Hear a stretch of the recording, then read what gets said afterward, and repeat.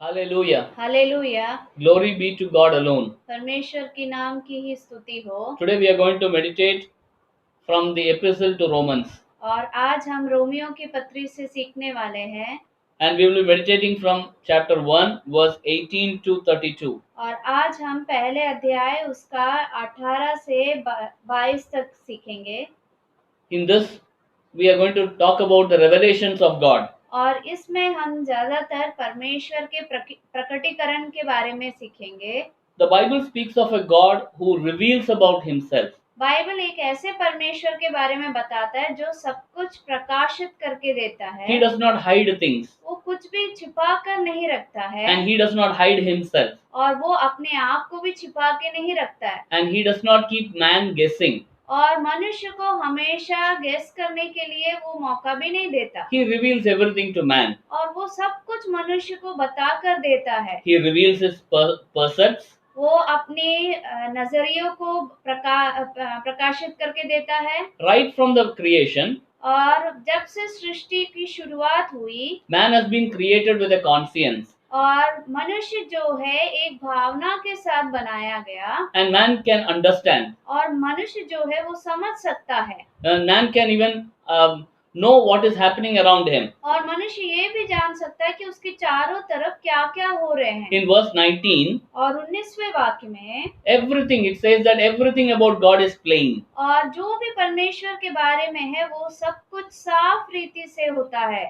And what can be known about God is plain to them because God has shown it to them. इसलिए कि परमेश्वर के विषय का ज्ञान उनके मनों में से प्रकट है, क्योंकि परमेश्वर ने उन पर प्रकट किया है।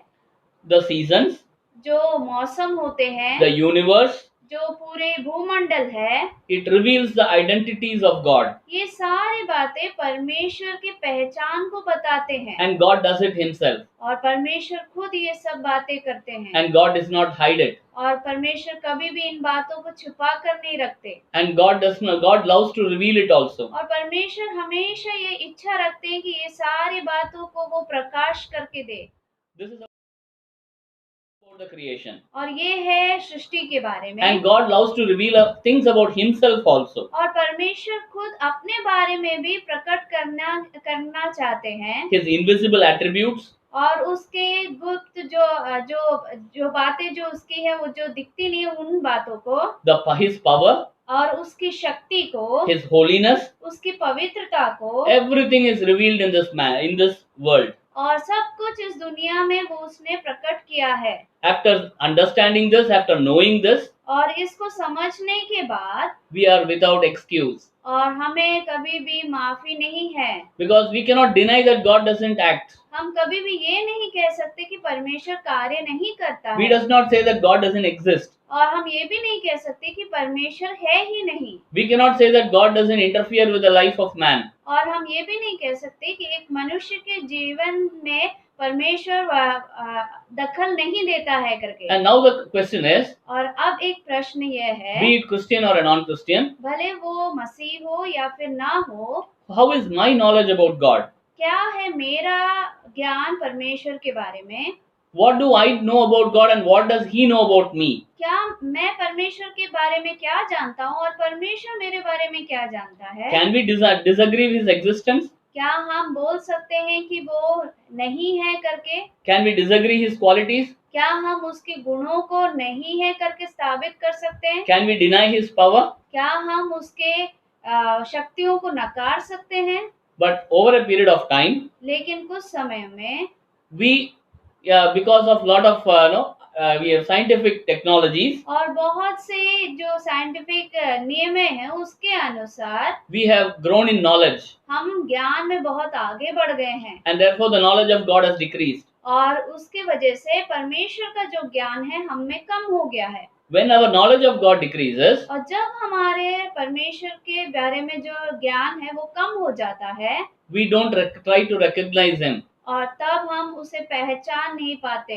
Though we knew God, भले हम परमेश्वर को जानते हैं। in verse 21 it says that, और 21वें वाक्य में इस प्रकार कहता है, for although they knew God, they did not honor Him as God or give thanks to Him, but they became futile in their thinking and their foolish hearts were darkened. इस कारण कि परमेश्वर को जानने पर भी उन्होंने परमेश्वर के योग्य बढ़ाई और धन्यवाद न किया, परंतु व्यर्थ विचार करने लगे, यहाँ तक कि उनका निर्बुद्धि मन अंधेरा हो गया। The purpose why God has revealed about Himself is और जो परमेश्वर का उद्देश्य उसको प्रकट करने का ये था to honor Him, ताकि हम उसके आदर करें, so that man will honor Him, ताकि मनुष्य उसका आदर करे and man will thank Him for all that He has done. और मनुष्य हमेशा धन्यवाद करे उसके हर एक बातों के लिए। But because of our increase in knowledge, लेकिन हमारे ज्ञान के बढ़ने से even in our worship system, we have failed to honor Him. यहाँ तक कि हम अपने आराधना में भी उसको आदर देने में चूक गए हैं। And in our worship systems or our worships have become an entertainment. और आजकल हमारी आराधना एक मनोरंजन बन गया है। And we want to sing and we want to dance. और हम केवल गीत गाना चाहते हैं और हम केवल उस नृत्य करना चाहते हैं। And we want to tickle our emotions. और हम अपनी भावनाओं को वापस टटोलना चाहते हैं।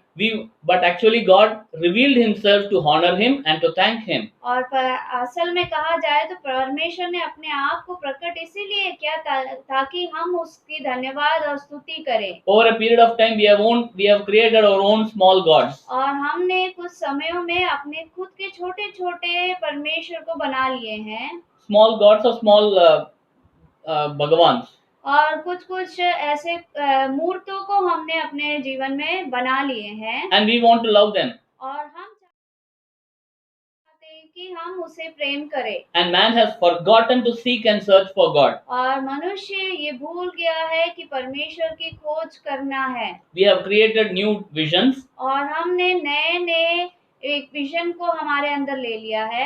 We have created new dreams. और नए सपनों को हमारे अंदर ले लिया which are against the gospel of God. और जो सब कुछ विपरीत है परमेश्वर के सुसमाचार के। And we have created lifeless things. और ऐसे आजीवन बातों को हमने बना लिया है। Which doesn't have knowledge. जिसमें कोई ज्ञान नहीं है। And as a result, और इसका फल स्वरूप our knowledge has become, we have become fools. और हम एक मूर्ख बन गए हैं। And that is what God says thus. और यही परमेश्वर यहाँ पर कहता है। In verse 22, और 22वें वाक्य में, claiming to be wise, they became fools. वे अपने आप को बुद्धिमान जताकर मूर्ख बन गए हैं। In verse 23, it reads like this. और 23 वाक्य में इस प्रकार है, And exchange the glory of the immortal God for images resembling mortal man and birds and animals and creeping things. और अविनाशी परमेश्वर की महिमा को नाशवान मनुष्य और पक्षियों और चौपायों और रेंगने वाले जंतुओं की मूरत की समानता में बदल डाला। Let us now look around. और आइए हम अपने चारों तरफ देखें। Man with his limited knowledge, पर मनुष्य अपने सीमित ज्ञान से he has become futile. और वो एक अविनाशी बन गया है। He has become futile means like he has become fool. वो एक मूर्ख बन गया है। Let us look around. हम चारों तरफ देखें। Let us look at the godly attributes around us. और परमेश्वर के जो स्वभाव है वो हम अपने चारों तरफ देखें। Let us humble ourselves. हम अपने आप को नम्र करें। If we don't do that, अगर हम ऐसा नहीं करते हैं, we are guilty. तो फिर हम पश्चाताप के लिए हैं। You know how we are guilty? आप जानते हैं कि हम कैसे शर्मदायक हो सकते हैं। We are guilty in relationships. हम संबंधों में शायद शर्मिंदा हो जाएंगे। Because we don't relate with one another in a proper manner. क्योंकि हम सही रीति से एक दूसरे से संबंध में नहीं रह पाएंगे। Our relationships are broken. और हमारे संबंध टूट जाते हैं। We are guilty of wrong worship systems. और हम शर्मिंदा हो जाते हैं हमारे आराधना के नियमों से। We are guilty of wrong emotions. We are creating wrong emotions. और गलत भावनाओं की वजह से भी हम शर्मिंदा हो जाते हैं। We are guilty of not retaining the knowledge of God. और हम कई बार परमेश्वर के ज्ञान को प्राप्त करने में भी हम गिल्टी हो जाते हैं। We are guilty of punishment and sin. और हम पाप और उस दंड के लिए भी शर्मिंदा हो जाएंगे। And that is why what has happened. और इसीलिए आपको मालूम है क्या हुआ? God has given us away. और परमेश्वर ने हमें छोड़ ही दिया। In verse 28 it reads like this. और 28वें वाक्य में हम इस प्रकार पढ़ते हैं, And since they did not see fit to acknowledge God, God gave them up to a debased mind to do what ought not to be done. जब उन्होंने परमेश्वर को पहचानना ना चाहा तो परमेश्वर ने भी उन्हें उनके निकम्मे मन पर छोड़ दिया कि वे अनुचित काम करें। Do you want to be left out by God? क्या आप चाहते हैं कि आप परमेश्वर के द्वारा छोड़ दिए जाएं? Now you have time to look around. आपके पास अभी समय है, आप अपने चारों तरफ देख सकते हैं। Understand the attributes of God. परमेश्वर के स्वभावों को आप समझ सकते हैं। Because God has revealed everything about Him. क्योंकि परमेश्वर ने सब कुछ अपने बारे में प्रकट कर दिया है। To recognize it or not is in our hands. उसे पहचाना या ना पहचाना वो हमारे हाथों में है। Because man has not understood this. क्योंकि मनुष्य ये नहीं समझ पाया। You know what God has done? आपको मालूम है कि परमेश्वर ने क्या किया है? In verse 18 we read that. और 18 वाक्य में हम ये पढ़ते हैं, For the wrath of God is revealed from heaven against all ungodliness and unrighteousness of men, who by their unrighteousness suppress the truth. परमेश्वर का क्रोध तो उन लोगों की सब अभक्ति और अधर्म पर स्वर्ग से प्रकट होता है, Yes. जो सत्य को अधर्म से दबाए रखते हैं। When God has revealed His holiness, जब परमेश्वर ने अपने पवित्रता को प्रकट किया, when God reveals His attributes, जब परमेश्वर अपने स्वभावों को प्रकट किया, when man does not recognize all that, और जब मनुष्य ये सब बातों को नहीं पहचान पाया, God's wrath is also revealed. तो फिर परमेश्वर का क्रोध भी वहाँ प्रकट होता है against all unrighteousness and unholy behavior. और सारे अधर्म बातों के ऊपर और अशुद्ध बातों के ऊपर ये सब प्रकट होता Do है। you want to be left out by God? क्या आप परमेश्वर के द्वारा छोड़ दिए जाना चाहते हो? My dear brothers and sisters, हे मेरे प्रिय भाई बहनों, on the cross, उस क्रूस पर when Jesus Christ died, जब यीशु मसीह मारा गया, when He gave His life, जब उसने अपने जीवन को त्यागा, God fulfilled the wrath of God on the cross. और परमेश्वर ने अपने क्रोध को उस क्रूस पर पूरा कर दिया। Jesus Christ, who was sinless, और वह यीशु मसीह जो थे वो पाप रहित थे, and He gave His life for you and me. और उन्होंने अपना जीवन आपके लिए और मेरे लिए दे दिया। Those who reject Him, और जो उसको नकारते हैं, the wrath of God is there. तो फिर परमेश्वर का क्रोध उन पर होता है। Those who accept Him, और जो उसे अंगीकार करते हैं, we have the love of God. तो फिर परमेश्वर का प्रेम हमारे साथ है। If you reject Him, if you reject Him, यदि आप उसे नकारते हैं, definitely the wrath of God is there. निश्चय ही परमेश्वर का क्रोध हमारे ऊपर होगा। If you love Him, और यदि आप उससे प्रेम करते when हैं, you believe in Him, जब आप उस पर विश्वास करते हैं, you can rejoice. तो फिर आप आनंदित हो सकते हो। Because God has planned everything and revealed everything. क्योंकि परमेश्वर ने सब कुछ योजना कर दिया और सब कुछ चीजों को प्रकट भी कर दिया है। Therefore, this is the time to rethink our understanding about God. और इसीलिए ये समय है परमेश्वर के ज्ञान के बारे में वापस सोचने का।